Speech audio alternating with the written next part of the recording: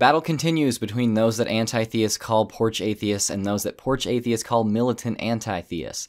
I'm actually not very fond of the term porch atheist, as I think it has a lot of potential to divide the atheist community that I'm working hard to foster, although I do definitely resonate with the frustration over fellow atheists sitting back in apathy toward religion's effects on society. Right now, the dialogue between the two groups is not ideal. I've seen much worse, but it could still use a good bit of improvement. A major obstacle to any productive conversation is actually understanding the points and positions of those on the other side. Sometimes both sides neglect this crucial step, so who knows, maybe one day I'll even make a video critiquing some of the rhetoric on my side. But for right now, I think there are some total misunderstandings of anti-theism that deserve to be addressed. The following claims are those that have been made toward me, but applied toward anti-theists in general. Of course, as always, I'm only speaking for myself, but I don't think my view of anti-theism is atypical in the community. Anti-theists are opposed to any type of cohesive social group bound by shared values.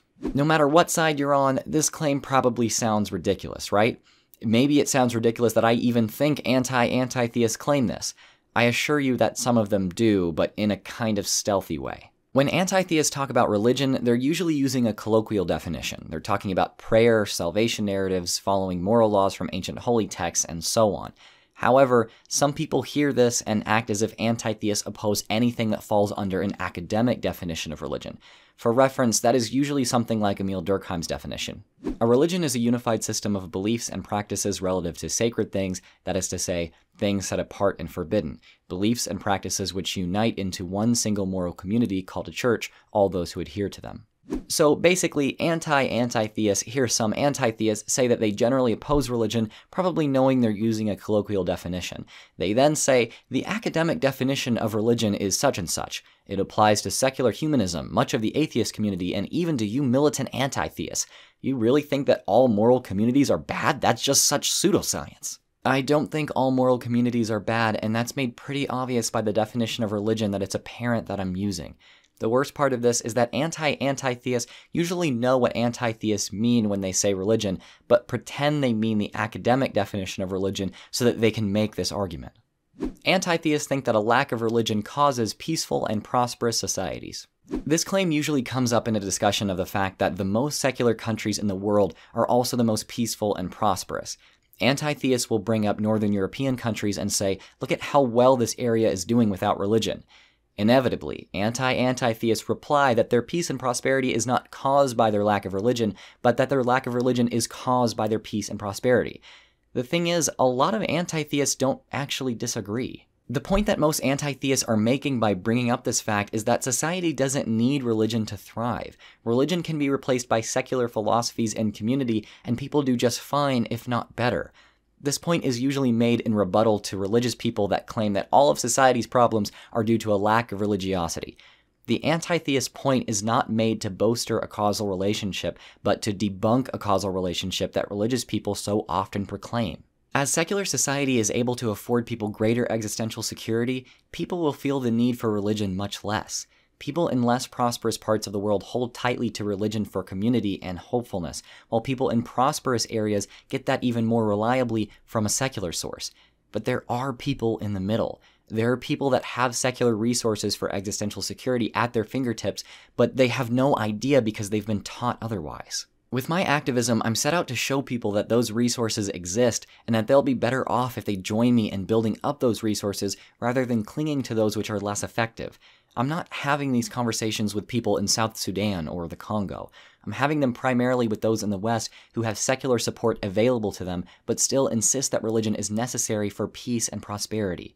When I do this, I'm not talking to people sitting in a dark room, but to those who insist on lighting the way with fire when they have a flashlight in their hand. Anti-theists think religion or theism is unnatural. No, I actually think the exact opposite. I think that human psychology is geared toward belief in the supernatural and other types of religious thinking. Every culture has developed an idea of the divine, and there's abundant evidence that humans have practiced some form of religious ritual for at least tens of thousands of years. Of course, just like any secular anti-theist, I don't think that means the supernatural actually exists, just that belief in it is natural. This also means that I don't think that religion is just a tool created by charlatans for the purpose of manipulation. When charlatans use religion to manipulate people, they're just taking advantage of their innate tendencies toward religious thinking. Further, I don't think religion's fundamentals just arose from one person's idea and is now feeding off humanity like a parasite. Religion is something much more complex and deeply ingrained in the human mind. I know it's not a representative sample of all anti-theists, but a recent Twitter poll of mine actually shows that many of those in my core audience actually think that religion is natural, just irrational. So just because you disagree with my position doesn't mean that I have to resort to pseudoscience to back up my position. Maybe when making an assertion about someone's position, actually ask them if they hold that position first. Anti-theists think that religious tendencies were never naturally selected for themselves, and that religion is nothing but an evolutionary byproduct. Congratulations, this is the only objection on this list so far that actually describes an anti-theist that I've ever met. Some anti-theists do think this, but one doesn't have to believe this in order to be an anti-theist. I actually do think religiosity evolved because it was an adaptation that was naturally selected for. I think it helped groups cohere and reproduce, so it was passed on. Whether or not I think it's useful today is a different story. Plenty of anti-theists agree with me on this. I do understand how someone could get the wrong idea about anti-theists though, so I'll explain. Sometimes when we talk about religion's evolution, we say that it may have evolved as an adaptation, but that adaptation is in some way less useful today. What I mean by that, at least, is not that religion has no utility. It still does. I just think its utility is lesser than that of secular alternatives when those are available and comes with more negative side effects. Anti-theists bring up Richard Dawkins' moth to a flame idea and point out anti-theists using it as if they're saying that religion is a purely harmful force. If you're not familiar with the idea, then here's Cosmic Skeptic explaining it in a previous collab of ours. Have you ever seen a moth commit suicide? It happens all the time. Moths will seemingly intentionally and completely of their own accord fly into candle flames and burn to death. Now, of course, this isn't exactly beneficial behavior, and yet there seems to be some evolutionarily built-in tendency for them to do this. What's going on here? Well, Dawkins has suggested that this is an example of an evolutionary byproduct. Moths use light sources to navigate. To ensure they're travelling in a straight line, they'll keep the sun or the moon at a constant angle in their vision whilst flying. And because these light sources are so far away, they stay at the same angle. And moths didn't evolve in a world with artificial light and candles.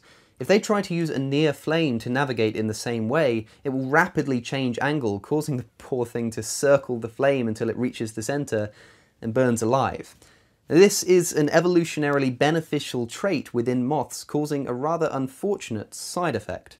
In a world without flame, a moth's tendency to fly according to the sun's light would be a generally beneficial adaptation. Where flame does exist, though, it's not. We now live in a world where flame exists. There are better ways to gain existential security with fewer side effects, and religious thinking has many people avoid those. If that wasn't the case, if the flame ceased to exist, the moth would no longer commit suicide, and the religious person would not forego better philosophies and communities. The adaptation they both depend upon would become ideal for their world, a world regressed to the past. Finally, here's a 2-in-1. Anti-theists want to tear down religious institutions without replacing them with secular ones. They just want to fight religion and don't advocate for policies to make the world better. I gotta say, those who make this claim are exactly right. Anti-theists do nothing to create positive change in the world. But can you imagine if they actually did? I mean, what if Sam Harris started some sort of project to promote reason through education? What if Richard Dawkins had some sort of foundation which promoted education, free speech, and secular public policy, which protects the rights of the religious and non-religious alike? What if Armin Navabi headed up a massive international community which banded together to provide safe and accepting communities in places where thought crime is punishable by imprisonment or death? What if Daryl Ray began an organization to help people recover from any abuses they face in the name of religion? What if I, myself, was president of a small organization determined to build secular community as a better alternative to religious community? Plus, it's really too bad that atheists and anti-theists are so well known for opposing LGBT rights, for blocking freedom of choice and access to contraception, rallying in favor of pseudoscience being taught in schools, and advocating for theocratic government. Sarcasm aside, I won't get too down on those who make this claim about anti-theists because it's obvious that they're not a part of our community, so maybe they don't know what we actually do. It's a bit of a Dunning-Kruger type phenomenon here. Those who know fairly little about what anti-theists actually think are rather confident in their knowledge of us. Let's try not to act this way toward anyone in their camp. Thanks for watching. I've been Drew of Genetically Modified Skeptic. Praise be unto Adam, my top patron and personal Lord and Savior, for making this video possible. Go ahead and subscribe to my channel, check out my Patreon, follow me on Twitter at GMSkeptic, and until next time, stay skeptical.